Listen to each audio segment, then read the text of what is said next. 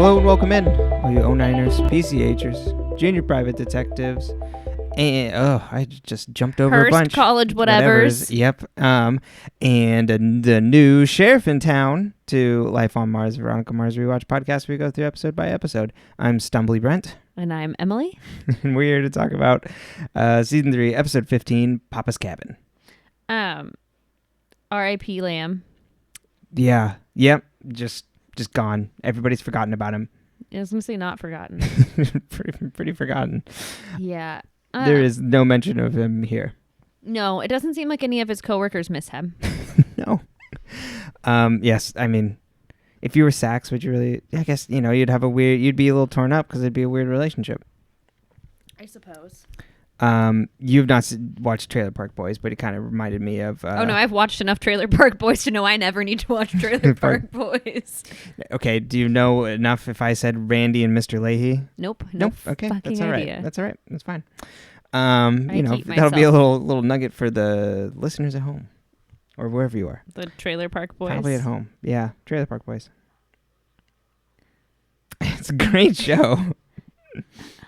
It's trashy for sure, but they got good jokes on that. They're very consistent with their joke telling. Mm-hmm. Yeah. Okay. Is this like your version of Teen Mom? No, it's way better than Teen Mom. It's a scripted show. How dare you? They're not exploiting And you it. think Teen Mom wasn't scripted? They weren't exploiting anybody. True. These are all actors.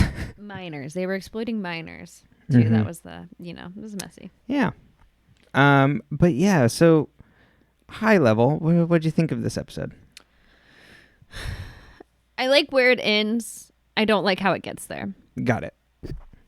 I like who done it, Mm-hmm. but the route we take to get to the who done it makes Veronica seem slow.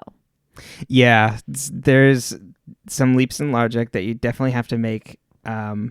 Or if you're like me, you map an entire other reading on it and try and work backwards of being like, well, she's letting her hubris of being involved and like her attachment to Professor Landry, the cloud some things.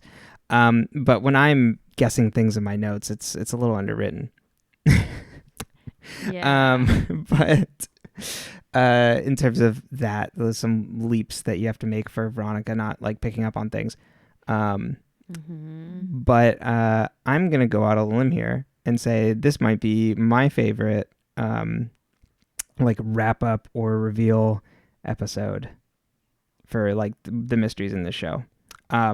It doesn't have the same sort of impact as say season 1. I think that's still the high standard bearer because everything in that season, even it's working towards that, where this is shortened 6 episodes and they haven't really done the greatest job of writing things this season. But I think just in terms of like pure noir pacing of people pitted against each other and misleads and like changes in trust and really playing up like chance and convenience for finding things and what's chance and what isn't.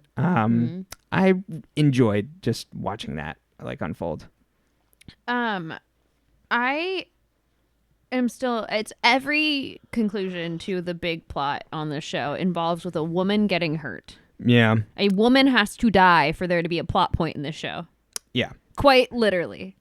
Pretty much. Which is just fucked up. It is. And she didn't actually do anything.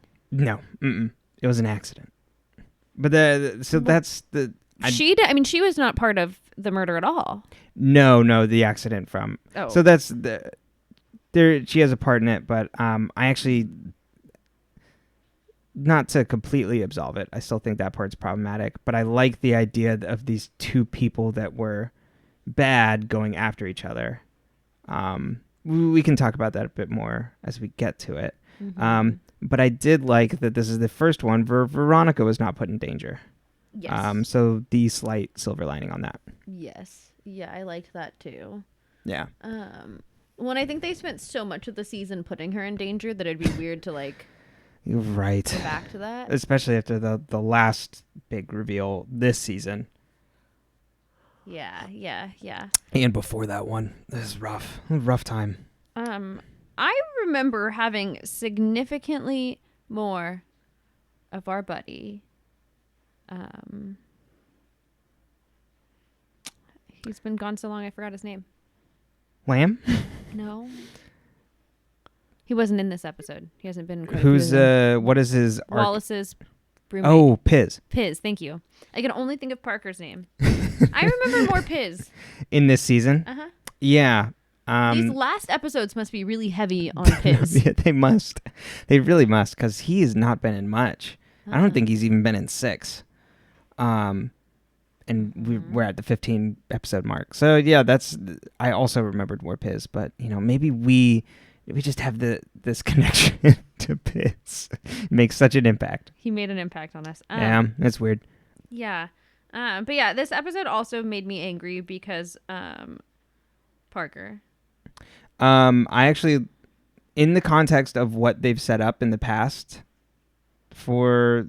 episode for this, I liked this direction. I think they are taking it in a better direction where it's not blaming Parker.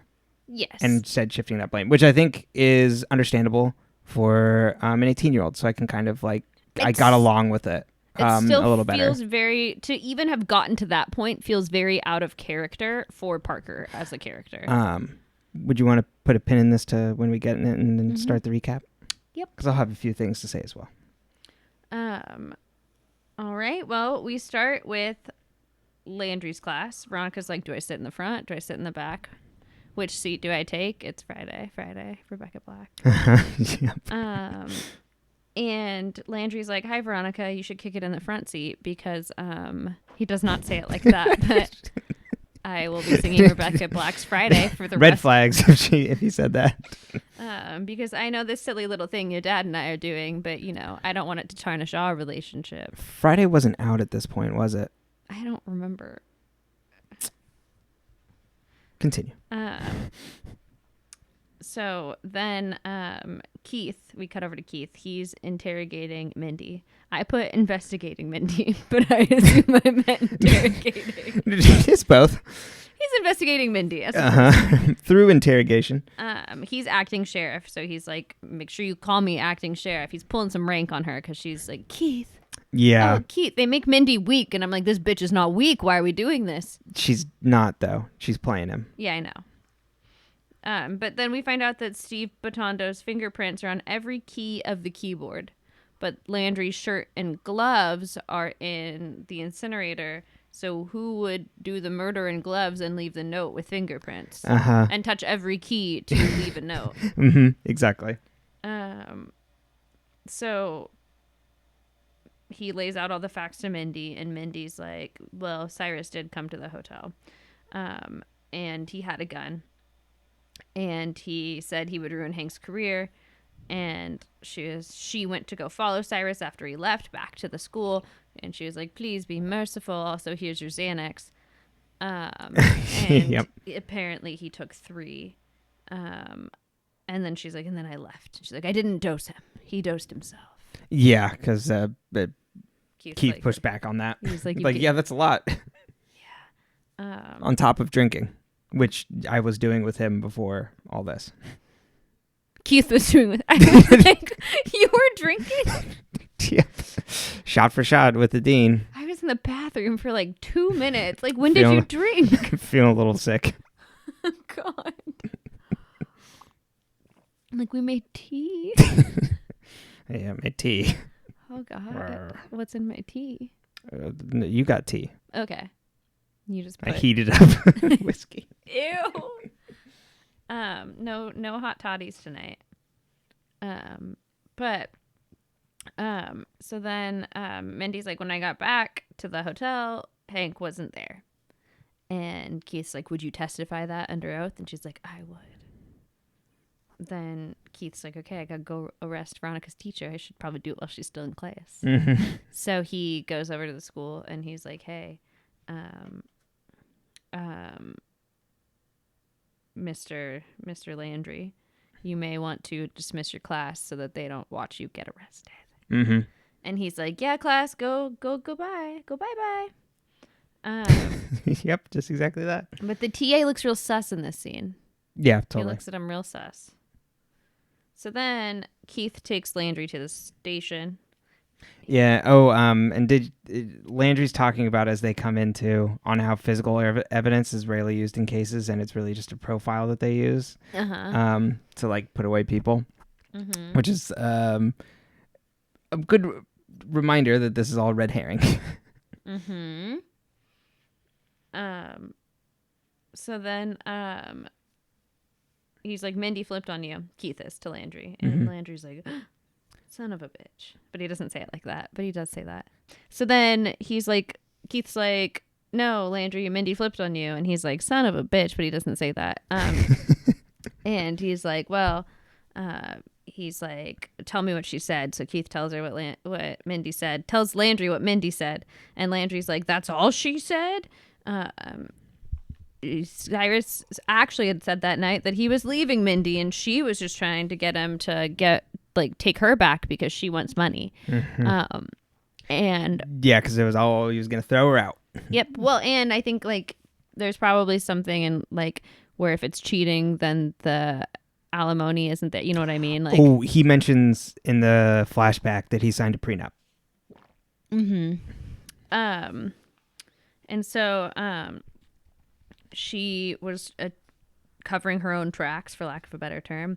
And Landry's like, Mindy set me up. He's like, after I left the hotel, I stopped at a convenience store for cigarettes. Someone bummed cigarettes off of me there. I paid in cash. I gave her 2 and said I don't really smoke. That was in the flashback. I thought that was a really weird detail that like never came up again. Right. For some reason, yeah, he just bought a whole pack of cigarettes so he can smoke too. No, he gave her 2. He gave her 2. He's like, I don't really smoke. Just bought the cigarettes. Pawn him off, yeah. So then we put Landry in his jail cell. Yeah, I did want to mention I really like this scene. And one of the parts that I think contributes to liking that like kind of noir pacing, he really sells when this guy is the actor, Taylor Fabian, I believe is his name, is selling when it looks like this guy, Patrick Fabian, is up against the wall and is smart enough because he's a criminology professor to realize it, but then is also like, as we learn later, concocting a scheme. But he does a good job like selling like that this guy is like smart enough to know that he's like fucked. Yes. Tim shows up to see Landry in the one jail cell at the men's cell. The men's cell. It looks funnily enough like the women's cell. I know it does, huh? He asked Tim to find out who bugged his phone, and he's like, I need a needle in a haystack. So then Veronica's at Mars Investigation. She's doing her work. Someone tries to break in, so she goes and hides in her dad's office because God catch the thief. She's hiding, she's looking, she shines a flashlight at them. It's Tim. So she's like, hey Tim, what you doing? And he's like, I'm looking for the bug that Landry what gave to your dad, saying that you took it off, that you had put it in his phone. Like, I'm hoping it leads to Mindy. And he plays this really well because she's like, how would that lead to Mindy? And he's like, I don't know, the serial number or something. And she's like, they don't have serial numbers.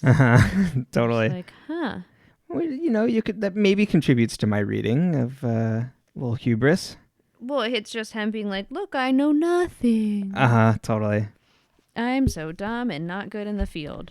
Right. And so then he's like, Veronica, help me figure out that Landry didn't do it. And so this is the part where I was multiple steps ahead, because he talks about, he's like, we have to do this because Landry is such a good guy. And I was just like, wait, but we've literally had an episode where Tim is trying to like take the wool off of Veronica's eyes that like Landry is not a good guy from Tim. And the fact that they think like that it was written that Veronica would be naive enough to fall for this is bullshit to me. Yeah, that That doesn't work. It doesn't work. It's not her character. No. Mm-mm. The reason why she got in trouble or in danger in all of the other ones is because she had her nose so far in. Right. Like, she's not ceiling fanning this case. Like, there's no reason why she wouldn't notice this. It's just odd to me. Right. Tim's inconsistent opinion of Landry. Mm-hmm. Well, and Tim's like, oh, I'm a TA for a criminology class, but I don't know how cell phone bugs work. Right. And he's a little, which then shifts gears later. When I'm not good in the field when he's like actually investigating like his girlfriend. Right. And it shifts gears a little bit later when he's like, they're like, when they bicker doing things and are like rattling off license plates. Mm-hmm. And you could probably at least buy when he's like interviewing suspects, like that would make sense because like Tim is already an abrasive person. Mm-hmm. So, then they go to the convenience store to see if they can find whoever Landry gave cigarettes to at 3 a.m.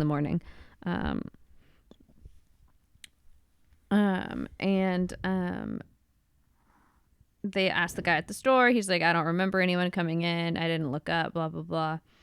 But the women from the strip club across the street come in, so maybe one of them are the ones that bummed the cigarette. And so the women from that night came in, and they were like, we don't know him, but you should check with the girls tomorrow because Jenny smokes like a chimney, question mark. I think it was Jenny. Uh-huh. What was the strip club? I forgot to write down the strip club name. It was like Strip Central or something like that. It was just like Strip City. Strip City, there you go. I'm like, okay, come on. You got to come up with something. I wrote down Strip Store and then I had to cross it off. Even better.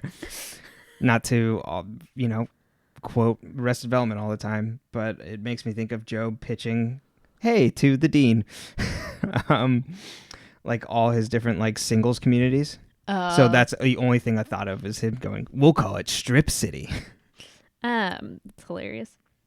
So then we cut over to Logan and Parker. Why? I don't know. We don't care about either of them. I am not emotionally invested in this relationship, nor do I care that it's happening. No. But for note's sake, I did start calling them LP. Long player. I put Logan and Parker. How was econ? Logan didn't go to econ. Yep. Nothing's changed. Oh, but this is an important scene because we see our best friend. Our only true friend, because who knows where the fuck Mac went. Yeah, I know. Mac is she's found a boy and she's clouded. Smitten. Yeah.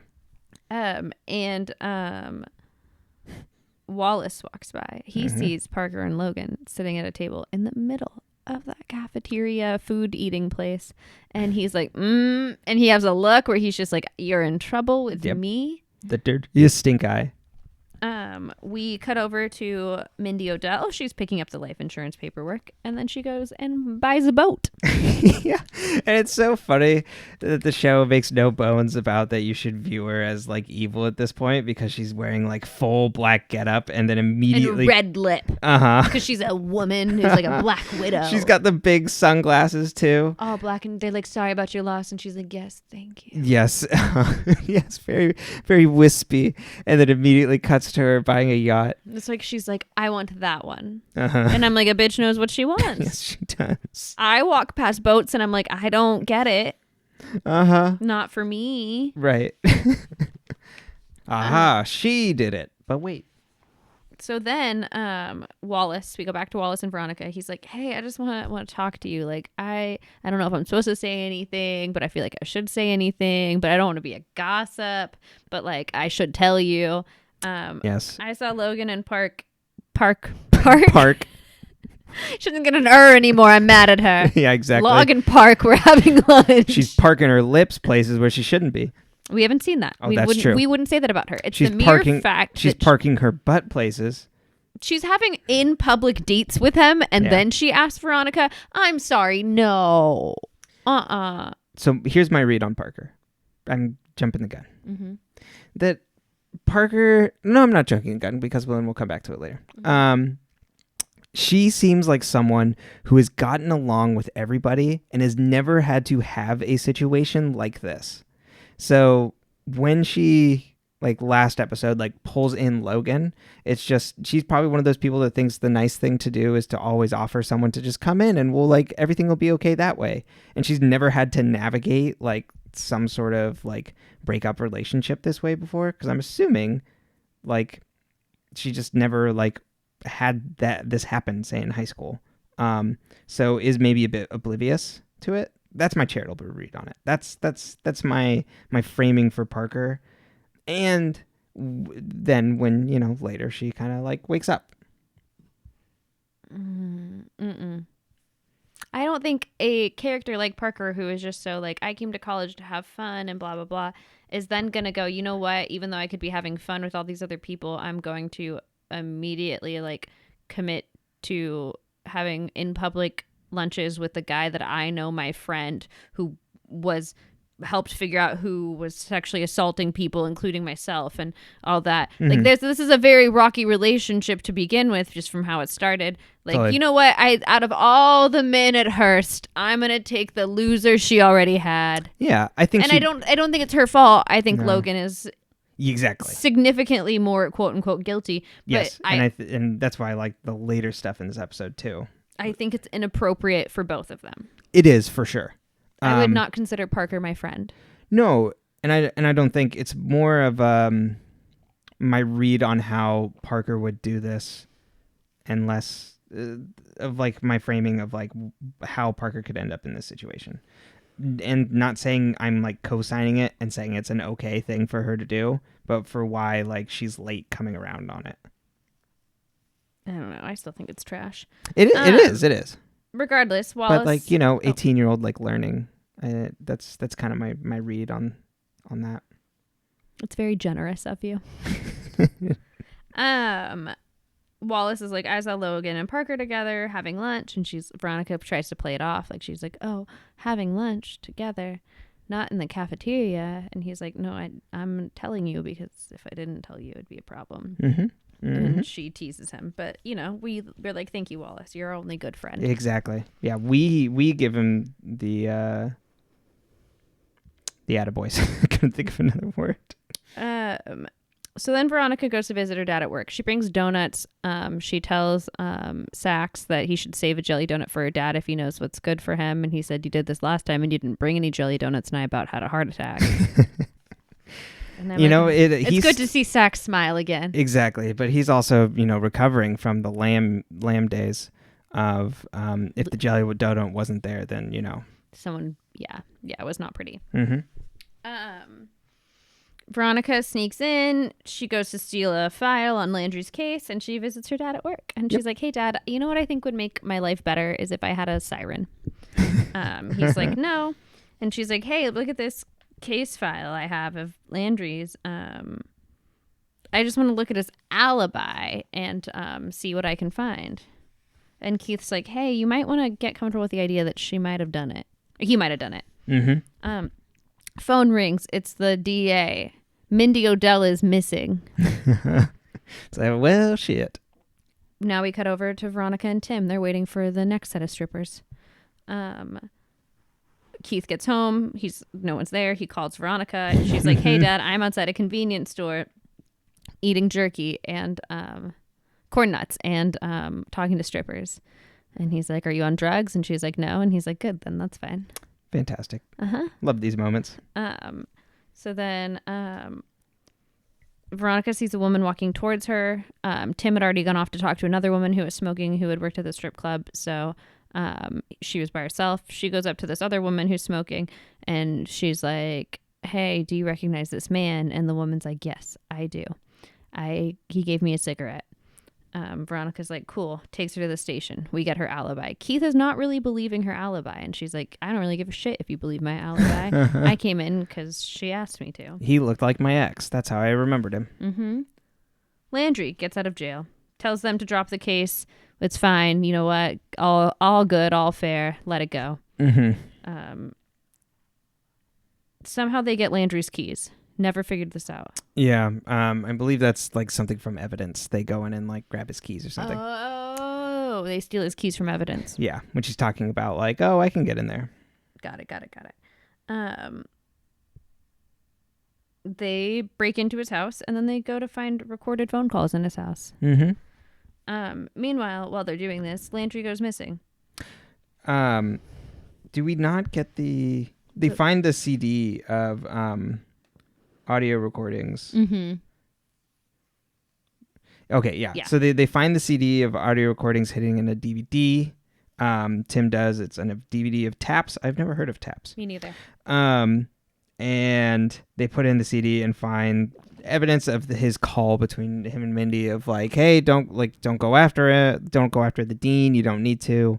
Like come back, or like, you know, like kind of like let him off easy. Don't like, we'll figure out something. And then they find another recording on there of Landry getting a reference for call for Tim from Pepperdine, and then just absolutely ripping Tim. The worst fucking employer on the face of the planet. Yeah, and also like very weird. Like, why keep him on your staff if you're gonna talk shit? Totally. That is like just the worst. Why the fuck would you do that in like those 2-minute reference calls? All you're supposed to say is like, oh, they were really great and had a great time working with them. Landry goes missing. We find out he's on Mindy's boat. He's like, yes. Haha, you thought you could escape me. He appears there. Yep. We get a scene of them on the high seas in the dark. We can only assume the high seas. We don't really know how he got onto the boat. Nope. We do not. I imagine on jet ski. Where's the jet ski then? Yeah, he got it from the harbor. But where'd he leave it? Yeah, he just let it float away. Seems like a very expensive misadventure. You know what? It's actually a rowboat. That seems right. I was thinking just like floating out in your life vest. And okay, open. Grabbing onto a buoy. Veronica is at work. She's listening to the recordings. She hears them talk about going to Papa's cabin. So she calls Tim and is like, hey, did Landry have a papa? Basically. Like, is there any... He did, in fact. Is there any chance that, you know, like this call is about like some family member?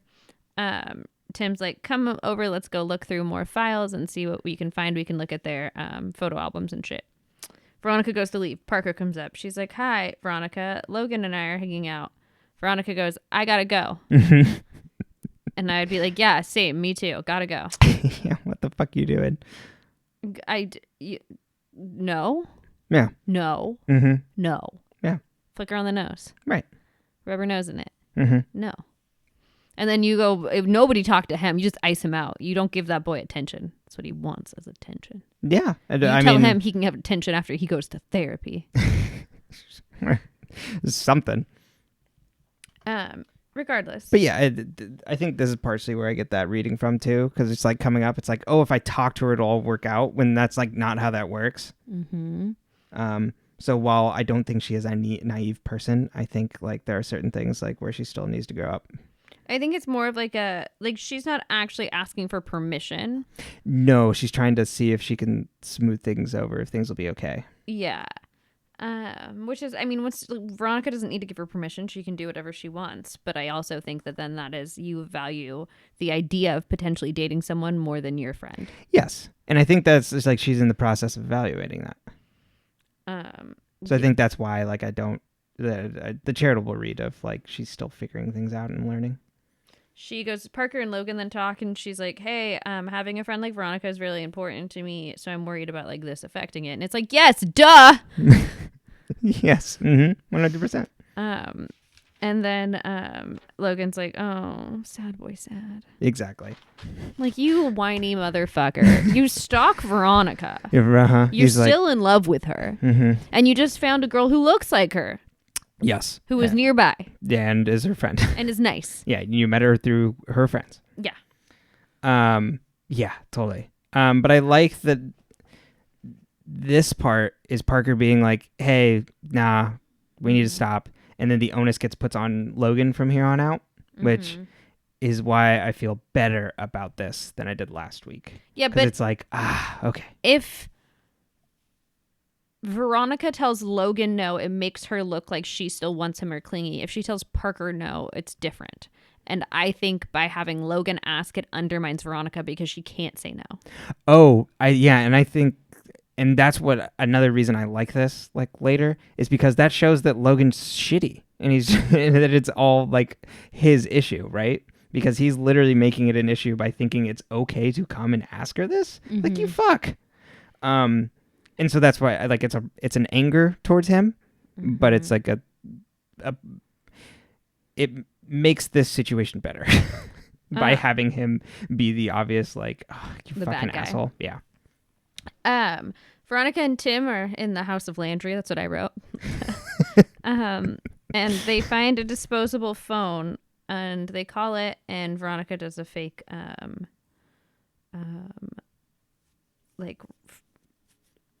like raffle call to like get the people to then like give her their phone number so she can then show up at their house. Yeah, they She's called like, "You won." the most recent call on his in that cell phone. And Tim went into the bedroom and found it in the trash can suddenly. Veronica and Tim go to see Keith. Keith is like, Papa's cabin is actually in Cabo. It was a house previously owned by Hemingway. They also talk about, because go ahead. I was gonna say we jumped over an important scene for the alibi, because once they do the phone call with the person who won, they arrive at the house or the apartment, and JD Sampson is the person who they talk to on the phone, who's a kid, and they find out that it's the kid of the stripper that provided the alibi, and so he is like part of a juvie program that Landry was a part of, and He was on the board for. Yeah, the board for it, and then called her and threatened her pretty much to like make an alibi to like cover. Yes. And then we go to Keith, Papa's cabin. It was owned by Hemingway. It is not a relative of Landry's. Ha, funny joke. Yeah, and in this part we get Tim and Veronica bouncing off each other, like of trying to figure out license plates and like where this cabin could be based on the license plate of and the like, trees. Yeah, exactly. Yes, lots of talk of pines. It did not stick. I was like, oh, tree. Yeah, this is west. And then Keith goes to Mexico. He finds the boat sitting out in the water. On the boat he goes on. Landry's on the boat. Landry's drunk. He allegedly tried to cover for Mindy. He showed up there. He and Mindy fought, and then he hit Mindy and she fell over in the dark. Yeah. Mindy washes up on the beach around a bunch of children. Yeah, we didn't need to see that. You could have just said that she fell off. Yeah, she sank. We don't need to see the body. No, we believe you. We're here to believe you. Then we cut over to I almost said Neptune High. We cut over to Hearst College. Logan sees Veronica and goes, "Hey, Mars." He then asks her if it's cool that he asked out Parker. I put, "No, it's not, weirdo." I also put the last name. She makes a comment about how he called her by her last name. She's like, "Oh, we're switching straight to that." And she's like, "Okay." Yeah. That's weird. Oh, because someone's about to ask something really shitty of me and put me into a corner. It is your fault I can't see your friend, so I'm going to like twist your arm. Yep. It's real weird and it's gross and I hate it. Tim calls her over to his classroom. She goes, he's like, "Hey, will you be my TA? I'm taking over the class." And Veronica's like, "Sure, why not? I would love to." She's sitting in the back of class. She passes out papers and the kids in the class want to talk about the case. They don't want to do their lesson for the day. It's fair. Me too. Yeah. So they're like, "Okay, fine. Let's talk about it." So then they're breaking it down. Yeah. And it's the kid is like, "We're in criminology. We can talk about like our professor that died, right?" Or is in jail. He did not die. Sorry. This crime that our professor committed. It's like, Jesus fucking Christ, man. So Tim breaks down the case for the class. He's very excited about breaking down this case. He's breaking down the science behind this case, the logic behind this case. Way too into it. Veronica's like, this is sus. She yeah, absolutely. Then is sitting in class and she finds a bug in her phone. Well, so as he starts talking about the murder, she starts like piping up and like raising her hand and asking him specific questions about stuff. Mm-hmm. And so then it eventually comes to, and Mindy had sent all her children away to England. And she's like, how did you know that? Mm-hmm. And he's like, I don't know. And it's like, oh, you mean like from the call when my dad called me and told me that all the kids were in England? Yeah, you were off talking to a stripper. You wouldn't have heard that. So then, then finds the bug in her phone. So then we figure out that Tim, in fact, murdered the dean and framed Landry. Yep. So Tim had murdered the dean, framed Landry for it with the clothes in there. So Mindy had already left, and so when the dean came up, Landry went to cover for her, and they both like went about like trying to cover up like what had happened. Mm-hmm. While Tim, on the other hand, was orchestrating the alibi and called the stripper for Landry when that came up. Mm-hmm. And so. And organized stripper for Landry. So has been this entire time feeding evidence and like picking it up. So it's like, oh, I went and found this cell phone, or he already knew about the recording of Landry of like rejecting his reference call and things like that. Mm-hmm. So then Veronica's at home. She's making dinner. She's like, you know what sucks about justice? That we figured it out, but the dean's still dead. Yep. And I'm like, yeah, that's pretty accurate. Keith gets home and he's like, yeah, I got Tim to confess and I got Landry to confess that he killed Mindy. So all in all, we just got a whole classroom full of murderers you were in, honey. Isn't school great? Yeah, pretty much. And on the newscast, TA foiled. Mm-hmm. And then the news is on. It's more crime. And he's like, honey, you shouldn't be watching that. And she turns off the TV and he's like, never mind. So they turn it back on. And we find out that a woman was murdered in her beach house. Mm-hmm. That is the last line of the episode. Yep. Probably. Honestly, it has nothing to do with anything. But it might have something to do with the future. I can't remember. Yeah, I mean, it could for sure. Just because it's like off. It's like a side thing happening. Mm-hmm. I wouldn't put any money into it. I like the Tim playing off like Landry and Mindy. So then like I don't like that Mindy dies, but I do like that they both go into self-preservation mode. So then you get them. I really like that stuff in noir where people are backed into a corner and then so act guilty, making you think of red herrings. And that like Landry had gone above and beyond, like swapping out Steve Batondo's keyboard for like the dean's keyboard to like try and like cover up for her and do all these things, where she wasn't actually like being this like person in the background orchestrating everything, that people were going out of their way to like cover it up and things like that. So I really like that aspect in comparison to some of the other ones, or much more over the top. It's kind of a weird standard when you've got some really low lows with those, but I like the more straight ahead noir stuff for this, and also not having it end like in some sort of shootout. That is nice. It is. Yeah, I don't mind the story. I mean, obviously, I'm pissed about Mindy, but I feel like they had to dumb Veronica down to make it work. And I don't think that serves the show.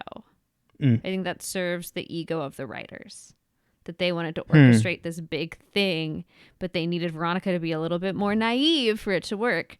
And it kind of sets her up to be like, just like a fucking victim. Like constantly, like it's like, oh, she got fooled by the other guy. Like it's just like her getting fooled a bunch, and I'm like, that doesn't really fit the character in this episode. And in the last couple ones too, because even in the ones with the kid with his dad, where the peanut butter cookies, it's like someone took advantage of her niceness. Oh yeah. Like, and how that's out of character, like that's called out. So then to like continue, I don't know, it's just weird. Yeah, no. She is definitely not on her A game this episode. And for definitely you can make a reading that it's just extremely inconsistent. Well, and I think they couldn't write the story unless they did it that way. It doesn't work. Right. But they didn't make a convincing enough way to have her like miss the clues. Mm-hmm. Yeah, where I can extrapolate that it's like, oh, well, she's it's hubris, but like, that's a little bit more of like close reading and some liberties being taken. Yeah. Well, and I think like especially because she never trusted this character. She never trusted Tim. So like why would she start trusting him in this episode? Right, totally. Yeah, and she was okay with the idea that it could have been Landry because like that was always she was like I need to find the truth. Totally. Yeah. So it wasn't like she was blinded by her love for her professor. So I'm just very confused on why. Right. And missing the biggest red flag of Tim's opinion on it, on Landry. Well, and that he found the phone and he, Yeah. Yeah, some of those works better than others. I think the phone thing works for me, but Tim not being, like you said, like the bug and like stumbling into their office, and like you said, not being good in the field, it doesn't make sense for him. Because she saw his big fucking corkboard of shit. When he was trying to figure out who his girlfriend was sleeping with. Right, and that he's like always bragged about being ahead of the game. Yeah. But like in this episode that he's like humble-ish. Yeah. Humbled, I guess. It's interesting. Yeah. Definitely have to like squint and not take it into certain aspects of that stuff as much. And then... I think it's hard when a show asks you to take it seriously. Like Pretty Little Liars did not take itself seriously. Like you were like, yeah, for sure. Like A could be the next door neighbor and it wouldn't fucking matter because the plot wasn't. You cared who A was, but the plot was about the people on the screen. Yeah. And on this, it's kind of a little more like the case is part of the identity of the characters.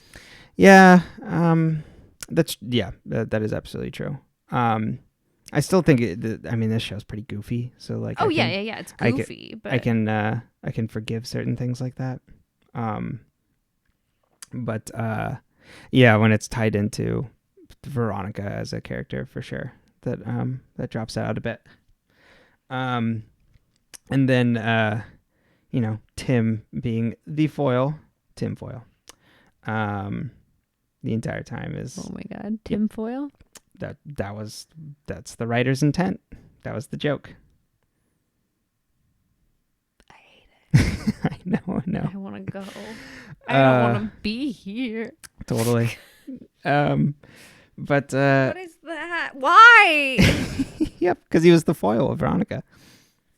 Not the foil of Veronica. It's giving him a lot more graces than he needs. And I do want to mention yesterday after we finished the episode. What I told you and your reaction when I was like, hey, it was so nice that like I think it's great like Keith just goes by Keith. He doesn't ask people to call him Sheriff. And you just looked at me like I was fucking nuts. Just like, no shit, dumbass. What the fuck is he gonna call himself? He's gonna call himself Lamb. Say, is he going to call himself Lamb? I know. I said nothing. I had no idea what the fuck you were trying to tell me. Just the look on your face. Because I literally was trying to put it together, and I'm like, I understood the case, but I don't understand this one. Because I'm like, you're like, oh yeah, he goes. I've got another mystery for you. Because you didn't say it's so nice that he doesn't make them call him Sheriff, that he just goes by Keith. You said it's that he goes by Keith, and I was like, yeah, that's his fucking name.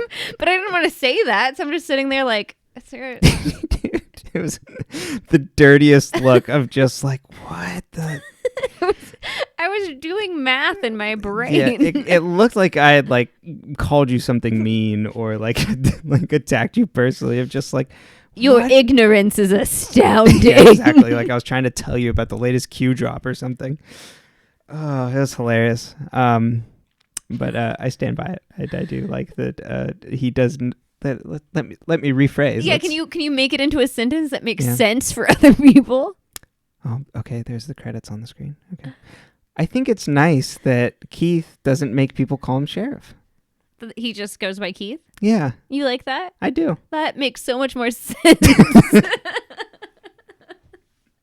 I literally was like, did I have a stroke? What in the hell happened to this guy? I'm sitting there and I'm like, I don't understand. Like, I've never, because I pride myself on being mildly intelligent, and I've never once had someone say a sentence at me and me not understand. Like, I knew every word, but I couldn't understand. I've had misinterpretations before, but this one I couldn't. There was literally no meaning to that sentence in my brain. Yeah, fucking Duolingo coming at me again. Oh shit, did I wake up speaking a different language? Oh boy. But yeah. Oh god. So I've got some production stuff for you. Okay. So you know the scene on Mindy's boat when they find the scene, the scene where they find Hank Landry on Mindy's boat. So they had limited daylight hours in which to shoot. So they like had a tough time like filming this scene, and so at one point they had to shoot at night. So they put like a blue screen in the back of. You can see it in the windows. Yes. I thought they were just tarp over the windows. Exactly. That's what they were trying. That's what I think they do an exterior shot before that. That was like tarp to try and play it off. So what they were originally gonna do is shoot that scene with the blue screen behind it. So then they could like edit. And put stuff up. That stuff's expensive. So they found out that was like millions of dollars to do. Oh my god. So they're like, well, okay, it's a tarp. That's hilarious. Which is fantastic. And apparently Patrick Fabian was on an earlier show of Rob Thomas's, so that's how he got this. Oh my god, that's how he got this part. Love it. Also, I find it hilarious in the production notes of the article, the Wikipedia article I'm looking on, is that they noted that the guy who played Tim had to wear a wig and a fake goatee. And it's like, yeah, that is like the fakest looking like hair I've ever seen. Yeah. It's really bad. But you know, hey, it's fantastic. So the Dino Dell storyline was also supposed to be 7 episodes and was cut down to 6. Because it's to make way for these last 5, which are like one-offs. And instead they're like more focused, like 2-arc mystery, or 2-arc mystery. Two parts. Two separate arcs with 2 separate mysteries. Whew, we're off to the races here. I think we're gonna wind down soon, honey. Yeah, I probably should. And so this was the last episode of the season that aired before a 2-month hiatus, as they like figured out where to place this on the CW. Oh, because they weren't getting like the ratings they want with it, and the CW was prizing their own stuff that they had on there. So for those 2 months, it temporarily lost its time slot to the Pussycat Dolls Presents. I don't remember that at all. So I didn't remember it either, so I've got it up here. Is it a cartoon? Nope. Oh my god. Do you remember the Pussycat Dolls cartoon? There was a Pussycat Dolls cartoon? I think so. Or there was in Scooby-Doo that there was a Pussycat Dolls cartoon? Wait till I tell you that these are 2 separate things. So that's Josie and the Pussycats. Yes. So Pussycat Dolls is the pop band from the mid-2000s. Oh, the pop girl group. Like the actual Pussycat Dolls. Yep. Can you imagine if they had made a Pussycat Dolls cartoon? That's what you told me when you said that. I was like, no way. What was that like? Did you ever watch Making the Band? No, I didn't. MTV? Oh, I loved Making the Band. I can't remember the name of the girl group that was from that I adored. But I was always like, yeah, this group makes more sense to me than the Pussycat Dolls, where it's like one girl sings and everyone else does the splits. Oh, because what was her name? Nicole something. Nicole Schwaringer. So this was a show to the Pussycat Dolls had a show on the CW. Yes, it was a reality show. Why? It ran for 2 seasons and only 18 episodes. and it was like making the band, but it was making you join the Pussycat Dolls. Oh, I do remember this because they lost a doll, right? And they needed a new one or I something think like that? so, because didn't... There were like 7 of them. Yeah, because didn't what's her name leave? The person we just said. Nicole? Yeah. Oh, were they looking for a new headliner? I think so. I want to double check on that. I believe that that's when she left. But that would make sense. yeah.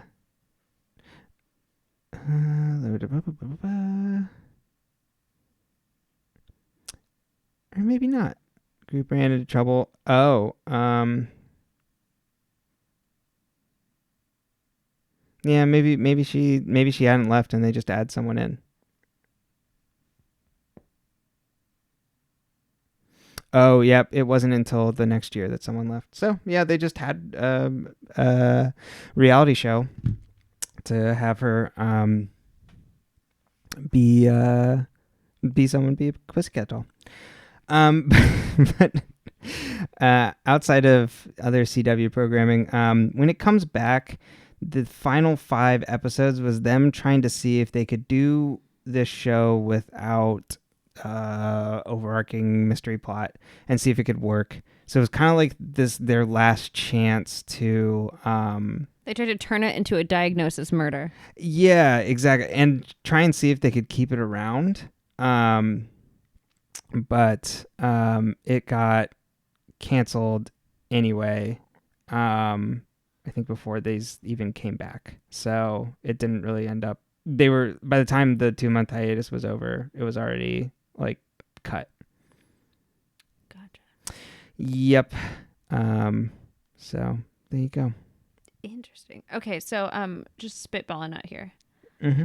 You know, when we wrap up this Veronica Mars thing, would you, at home, my dear friends, listen to a podcast about diagnosis murder? Oh my God. How do you feel about Dick Van Dyke as a doctor, but finding out murders? What if we did back-to-back diagnosis murder she wrote? I like a combo. Each week we did one diagnosis murder, one murder she wrote. Both reliving our childhoods. And then we could do a Golden Girls, just throw them all in there. I really am just meant to be elderly. Yep, pretty much. I plan on living a long time, but I plan on enjoying my elderly TV shows for a long time. Well, any other production notes, my boy? Yep, no, that is it. So when we come back, we'll come back to some refresh people that know that their show's canceled. Or at least, like, I think on the inside, like the people on the production know. So we'll be coming toward the end of the original run of Veronica Mars very soon. Which is great because then we get to do the movie. I'm really interested at how we feel about this. I feel like it was like reading fan fiction. Like I was angry about it and I enjoyed it at the same time. Yeah. Yeah. And we both know reasons for that, but we'll get to that when we get to it. We will. Probably an extra long episode, I'm assuming, if we're going to cover that. We might have to break it into chunks. Yeah, our recording. Mm-hmm. Yeah, for sure. Like, no, the movie. You know I can't sit still for that long. We watch one part, we go record. We watch another part, we come record. He'll just do it live with the mics. There you go. We'll do a live... I almost said live reading. Never mind. All right. Are you going to read it? Yeah, we've got the novelization here. Oh, God. Well, when we're not yelling at each other into these microphones, you can find... Or giving each other death stares on the couch. I was not a death stare. I could not figure out what the fuck you were saying. And I couldn't decide if I needed to call for help. Fair enough. For myself or for you, and I wasn't sure who was broken. I was just worried. I was worried about you and me. I was worried about both of us. But sometimes we yell in these microphones and talk about different things, like things we research, such as conspiracy theories or friendly friends that live in large bodies of water, or I almost said, Chuck. His name was Champ. This is not a bit if you're looking to the other episode where we did a similar thing. I'm just really bad with Champ's name. Specifically Champ. No one else's. And we'll talk about all sorts of fun things over there, lore, history, etc. It's called But Really Though. Though is spelled THO, and you can stream it wherever you stream this podcast. You can also find me on my website, butreallythough.com. Though is also spelled THO. I'm a life and career coach. I help people get their shit together, and I promise I don't give death stares to people, especially the people that pay me. Mm-hmm. See, I don't pay. That's the I work for you for free. I offer life and career coaching sessions, one-on-ones, self-paced programs. They're all available. You can find out more on my website, or you can visit my blog, which is at butreallythough.com. You just click on the little drop down and go to blog. And if you want to keep in touch with me in real time, you can follow my Instagram at butreallythough. That is at BTRLYTHO. You can find this podcast on Twitter and Facebook at Mars Rewatch. You can also send us an email at marsrewatch@gmail.com. You can find me on Twitter at PyleBreton. That's PyleBrenton.